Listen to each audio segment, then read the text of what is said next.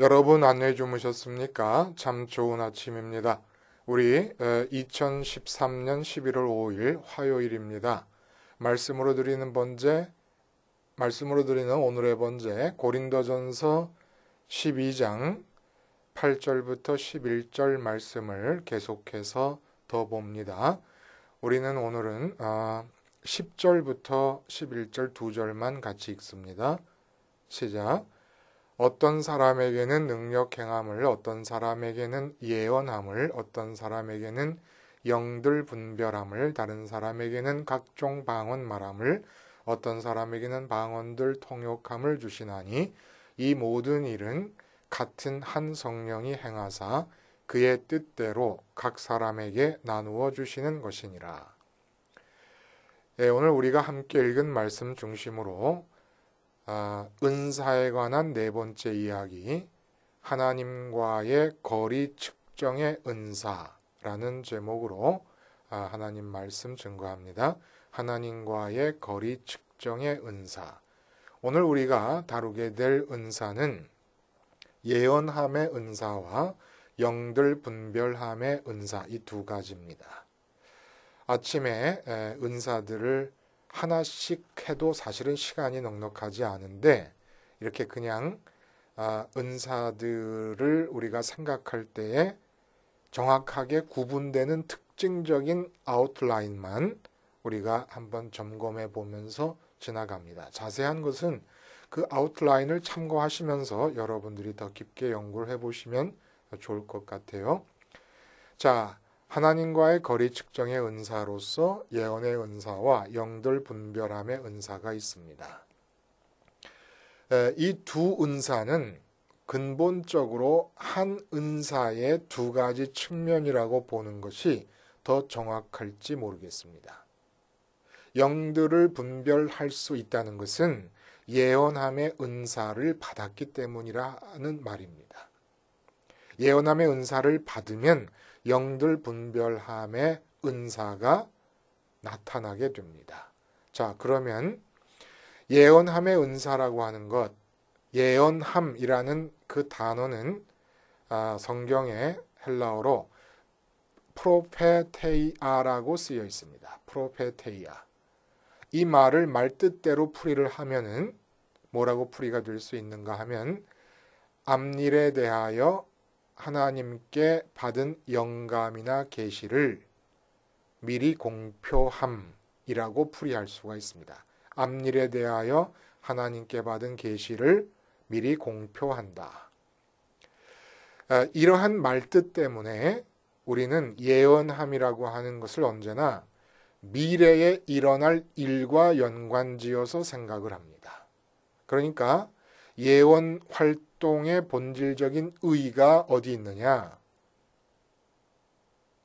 앞일을 미리 말하는 것에 있다. 이렇게 보는 거예요. 그런데 이게 잘못된 생각이라는 겁니다. 예언 활동이 갖고 있는 본질적인 의의, 그러니까 본질적인 중요성과 가치는 구약에서의 예언이나 신약에서 말하는 예언의 변함없이 미래지향적인 점에 있다는 것이 아닙니다. 미래 예언의 무게중심은 미래에 일어날 일을 이야기하는 것에 놓여 있는 것이 아니고 언제나 현재에 놓여 있습니다. 미래에 일어날 일들에 대한 이야기를 하고자 예언을 하는 것이 아니고 지금 현재 선민들이나 신약 같으면 교인들이 하나님과 어느 정도의 거리에서 살고 있는가를 측정하는 것을, 측정한 결과를 공표하는 것이 예언입니다. 근데 미래와 연관되는 것은 미래에서 일어날 일, 이미 선민이라면 누구에게나 기정사실화 되었을 만큼 알려져 있는 미래의 사실, 그 메시아가 오신다는 거예요. 그 메시아가 오셔서 일어난 사건이 십자가 사건 아닙니까? 그러니까 십자가 사건이라는 것은 근본적으로 예언자들의 예언의 주된 내용이 아닙니다. 십자가 사건은 이미 구약의 제사 활동을 통해서 예배 때 제사를 드리잖아요. 번제다, 화목제다 하는 제사를 드리는데 이 제사를 통해서 누구에게나 다 예표적으로 알려져 있는 사실입니다. 그걸 정확하게 이해를 못했을지는 모르지만은 하나님께서 미래에 메시아를 보내시고 메시아가 십자가를 지실 것이라는 사실을 예언하고자 하는 것이 아니라 그 사실은 기정사실화되어 있고 그 기정사실화되어 있는 메시아 사건은 제사 활동을 통해서 예표되어 있으면서 그 미래에 일어날 사건으로부터 지금을 보고 지금에 일어난 일, 어떤 일? 하나님과 선민과의 영적인 거리를 측정하는 자들이 예언자들이었다는 거예요. 미래에 일어날 메시아 사건은 어떤 것이다? 기정사실화되어 있는 겁니다. 예표되어 있는 거예요. 이미 모든 이스라엘 사람들의 삶 속에서 제사활동이 중심이 돼서 살고 있는 그 삶 속에서 예표되고 있었던 것이고 그것을 예언하고자 한 것이 아니라 그것과 연관되어서 지금을 얘기한 겁니다. 다시 말해서 십자가 사건의 관점으로부터 미래에 일어나게 될 기정사실화된 십자가 사건으로부터 지금을 보면서 지금 현재 예언자들 당대에 살고 있었던 선민들과 살아계신 하나님과의 거리를 측정해서 말하는 자들이 예언자들이었다는 거예요. 그러니까 예를 들어서 바벨론에 의해서 망하게 될 것이다. 남한국 유다가 그리고 북한국 이스라엘이 그에 앞서서 아수르에 의해서 망하게 될 것이다라는 것을 예언하고 있지 않습니까? 그러면 망하게 될 미래를 예언하는 게 아니라는 거예요. 이 예언의 중요성과 가치는 미래의 바벨론에 의해서 망하게 될 것에 있는 것이 아니고 아수르에 의해서 망하게 될 것에 그 중점이 놓여 있는 게 아니고 지금 현재에 벌어져 있는 하나님과의 이 거리와 간격이 좁혀지지 않으면 미래에 그런 일이 일어나게 될 것이다라는 얘기를 하는 겁니다. 그러므로 예언의 중심은 언제나 지금 현재 선민들이 하나님과 어느 정도 거리에서 떨어져서 살고 있느냐, 하나님과의 간격이 어느 정도로 벌어져 있는 상태에서 살고 있느냐라는 것에 중점을 두는 것이지 미래에 일어날 일을 예언하는, 맞추는 것, 미리 알려주는 것에 예언의 중점이 놓여져 있는 게 아니라는 겁니다.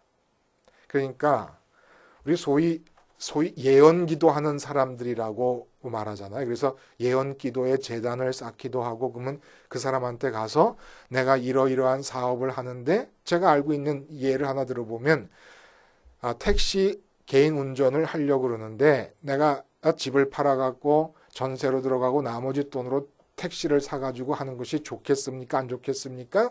그랬더니 그 사람이 좋은 생각이라고 그러고 집을 팔아가지고 택시를 사고 남는 돈 얼마에서 전세값을 줄여가지고 뭐 어떻게 교회에다 헌금을 하라든지 뭐 이런 식의 예언을 기도하는 사람에게 듣고 왔다. 제가 이런 얘기를 들었어요. 이런 예언은 없습니다.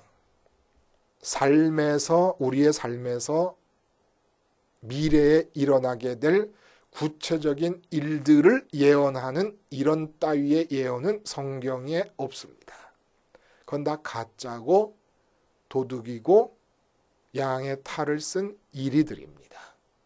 절대로 예언 기도가 우리의 삶에서 미래에 일어날 일들을 얘기하는 게 예언 기도가 되어서는 안 됩니다. 그거는 점 보는 것과 똑같은 거예요. 아들이 이제 목요일날 수능시험 보잖아요. 아들과 딸들이 우리 아들과 딸이 어느 정도 점수가 나오고 어느 정도 대학에 들어가겠는가 궁금해 죽겠어요. 그래서 예언기도 받으러 간다? 이런 일은 없다는 거예요. 우리 남편이 사업을 새로 시작하는데 이 사업이 잘 될 것인가 안 될 것인가 궁금해 죽겠어요. 그래서 예언기도를 받으러 간다? 이런 거 없다는 겁니다. 선민들이라는 사람들, 구약에서 그리고 신약에서 교인들이라는 사람들과 살아계신 하나님이 지금 어느 정도의 거리를 버려놓고 어느 정도의 간격이 떨어진 상태에서 살고 있는 것인가를 볼 수 있는 것이 예언함의 은사입니다. 근데 이것이 은사라는 이유는 아무나 볼 수 없다는 거 아니에요? 공부를 많이 해서 볼 수 있는 것도 아니고 태어날 때 자질이 탁월해서 볼 수 있는 것도 아니라는 얘기 아닙니까? 목사님이라는 직책이 주어졌다고 볼 수 있는 것도 아니고 장로님이라고 볼 수 있는 것도 아니라는 거예요. 4대째 교인이라고 볼 수 있는 것도 아니라는 거예요. 오직 인간 세상 바깥에서부터 성령님이 오시고 그 성령님에 의해서만 가능한 얘기라는 얘기입니다. 이게 왜 이렇게 어려울까요? 어려운 이유는 종교 생활이 삶의 고정된 패턴이 되어버리지 않습니까?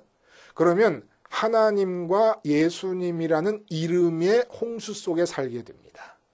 이렇게 이름의 하나님과 예수님의 이름의 홍수 속에서 살게 될 때 모든 사람은 막연한 확신 가운데 거하게 돼요.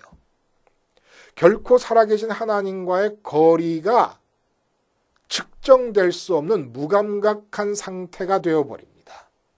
막연한 확신이. 하나님을 잘 믿고 있다는 막연한 확신이. 살아계신 하나님과 이름뿐인 하나님의 구분이 불가능해진다는 겁니다. 예를 들면 이런 거예요. 3대째 믿고 4대째 믿으면 그 집안은 영적으로 잘못될 수가 없다고 막연하게 느낍니다. 또 기성교단에 속해 있으면 그냥 그대로 그냥 살아가지는 대로 살아가면 영적으로 문제가 없다고 여겨지는 거예요. 또한 대형교회 교인이 되면은 신앙적 오류로부터 더 많이 자유로울 수 있다고 느끼는 겁니다. 세상적인 의미에서의 전통이나 세상 사람들이 인정하는 크기, 이런 것에 근거된 막연한 우월감이 정통성에 대한 인증쯤으로 여기게 된다는 거예요. 그게 무슨 대단한 권위를 가져다 주는 것으로 여기게 됩니다. 이렇게 잘못된 확신이 어느 정도로 무서운지 여러분 아십니까? 너무나 치명적인 오류를 범할 수 있는데 어느 정도까지의 오류를 범할 수 있는가 하면 하나님이 육신을 입고 이 땅에 내려오셨거든요. 근데 그 하나님을 죽이면서도 자기들이 옳다고 믿게 됩니다.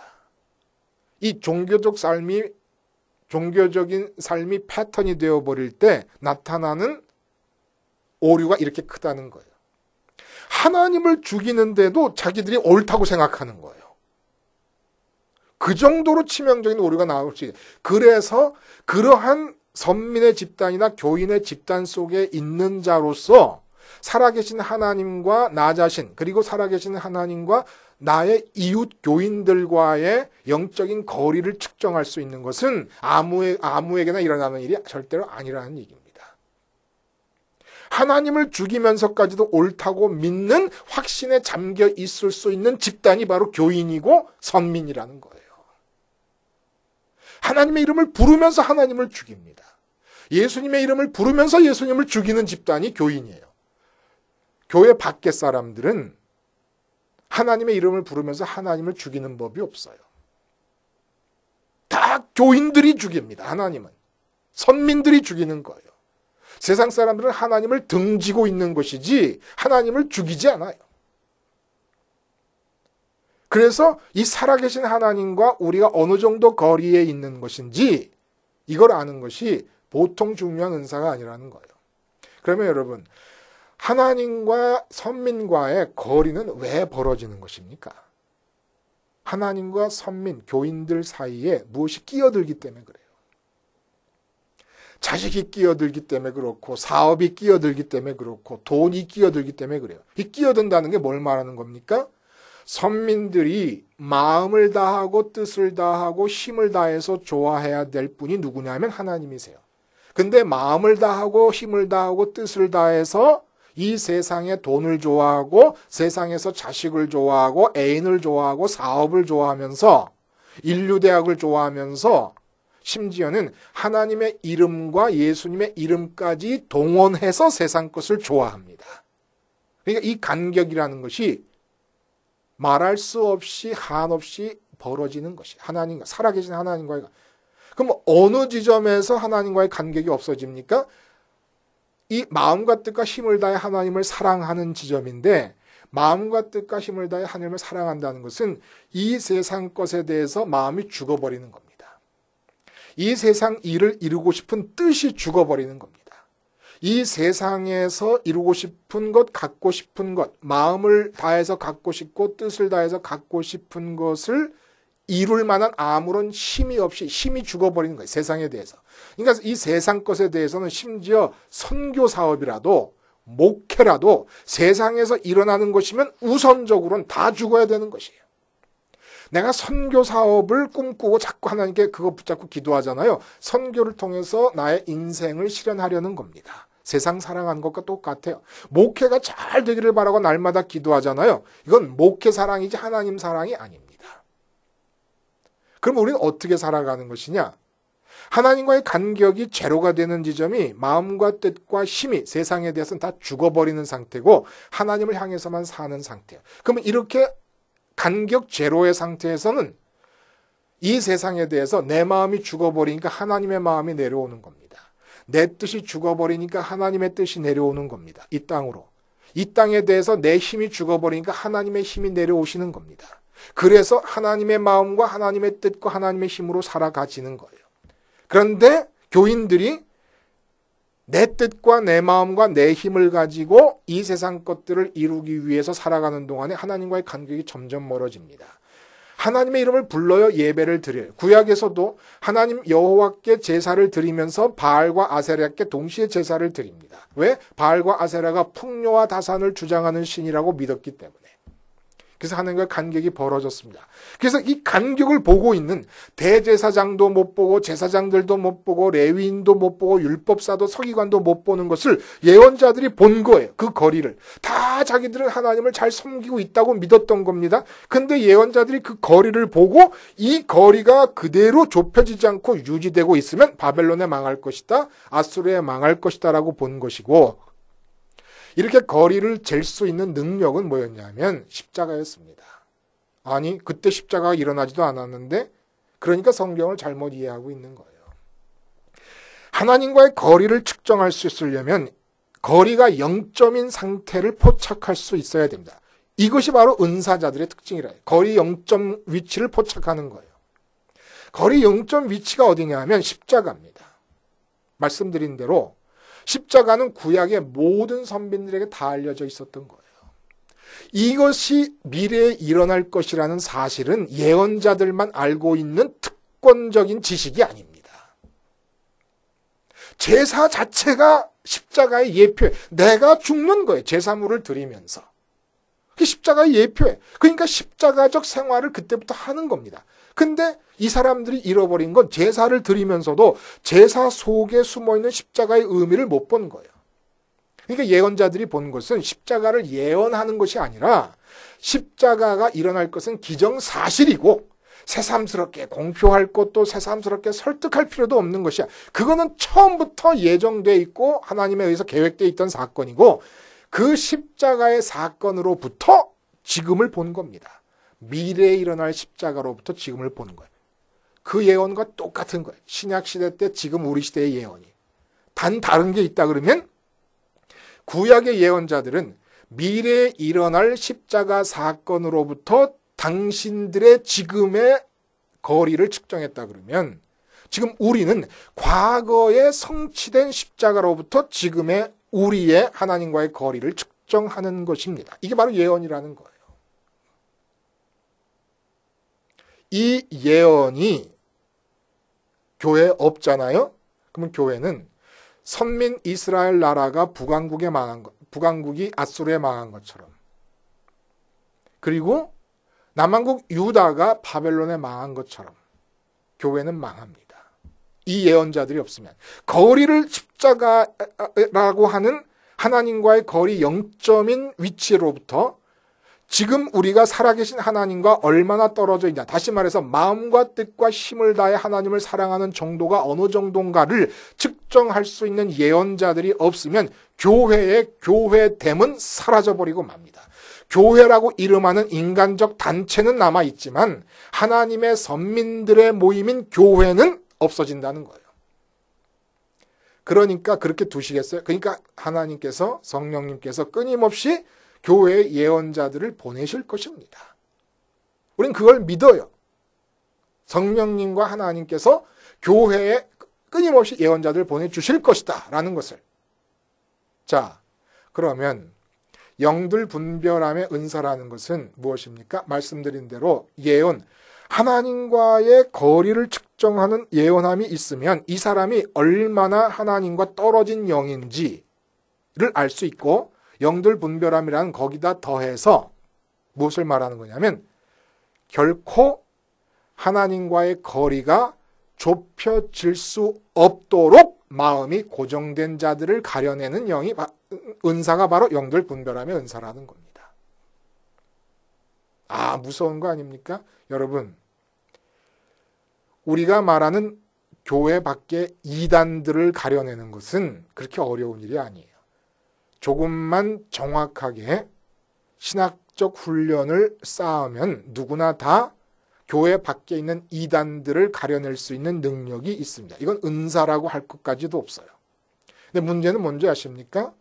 정통 교단 안에 속한 교회들, 그 교회들 안에 들어와 있는 불의한 영과 거짓된 영을 가려내는 것이 이게 무서운 일이라는 거예요.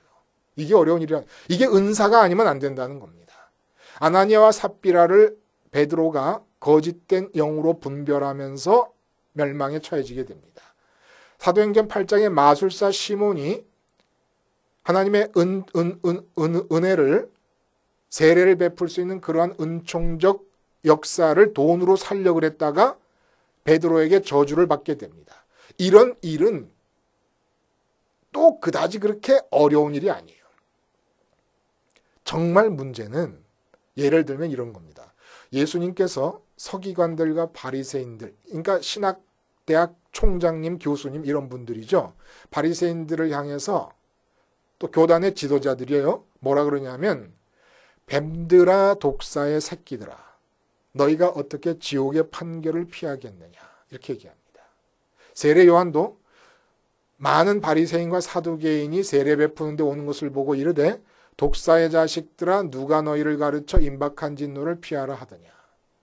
누가 감히 신학교 총장님과 교수님들을 향해서 이렇게 얘기할 수 있겠으며, 누가 감히 교단의 지도자들과 교회 안에서 목사님과 장로님들을 향해서 독사의 새끼들아, 뱀들아 이렇게 얘기할 수가 있겠습니까?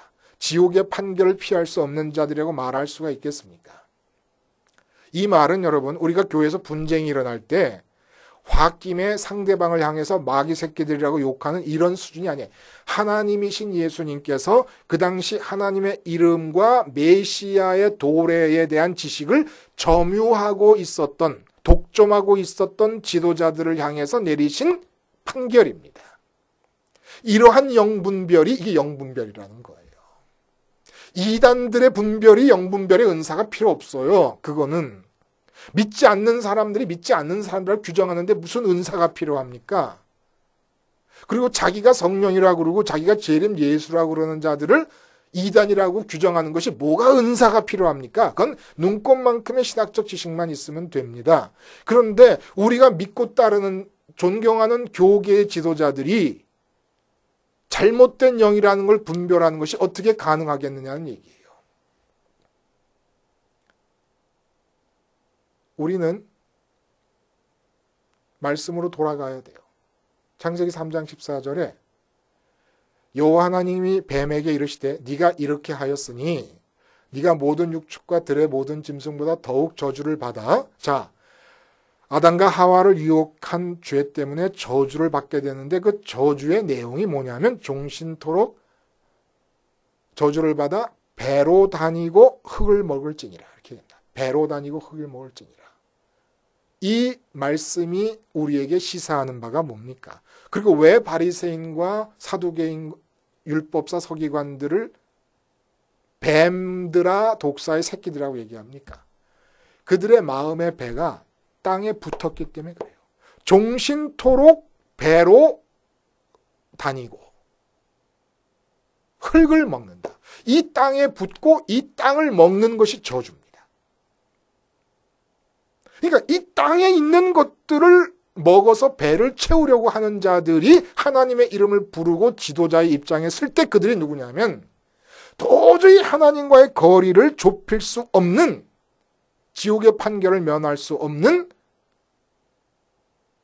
거짓된 영이고 악한 영들이라는 겁니다. 교회 밖에서 도깨비 탈을 쓰고 나타나는 자들이 악한 영이 아니라, 연쇄살인범이 악한 영이 아니라, 교회 안에서 실제로 마음의 배를 땅에 붙이고 있으면서, 그래서 교단의 총회장이 되기 위해서 돈을 물쓰듯 하면서 선거운동을 하고, 큰 예배당을 짓지 않으면 못 견뎌서 교인들을 달달 볶고 있고, 교회 부흥이 5,000명, 3,000명, 10,000명 되지 않았다고 부목사들을 그냥 아침 조회 시간마다 조져대는 그런 마음으로 이 세상의 마음을 딱 붙이고 있는 그 자들이 도저히 하나님과의 영적인 거리를 좁힐 수 없는 자들이라는 겁니다. 그들의 문제는 뭐냐 하면, 하나님을 모르고 있으면서 세상의 땅을 붙이고 있는 자들은 하나님의 이름이 알려지면서 하나님께 전향할 수 있는 가능성이 있습니다. 근데 하나님의 이름을 붙잡을 뿐만 아니라 하나님의 이름에 관한 모든 지식을 가르치고 있는 자들이 마음의 배를 땅에 붙이고 있을 경우는 그들이 바로 뱀이고 그들이 바로 독사의 새끼들이라는 거예요. 이걸 어떻게 알 수가 있습니까? 지금 지도자들이 잘못된 영인지 아닌지, 배를 땅에 붙이고 있는지 아닌지, 그들도 실수할 수 있어요. 그들도 잘못될 수 있어요. 그러나 진짜 그들이 궁극적으로 지향하는 바가 어딘가를 우리가 알 수 있다는 거예요. 궁극적으로 지향하는 바가 이 땅입니다. 지금 현재 그 마음의 궁극적 관심이, 틸리의 말대로 궁극적 관심이 뭐냐면 이 땅에서 교회 짓는 거, 예배당 짓는 것이고, 늘어나는 것이고, 총회장 되는 것이고, 교단 내에서 노회에서 서기라도 한번 했으면 하는 마음으로 기웃거리는 것이고, 그것뿐이겠습니까? 하여간 이 땅에 일어나는 일, 이 땅에 일어날 일에 마음에 배를 붙이고 그것으로 마음에 만족을 얻고 배 부르려고 하는, 흙을 먹으려고 하는 모든 사람들이 다 그런 사람들이라는 거예요. 근데 이 사람들을 어떻게 봅니까?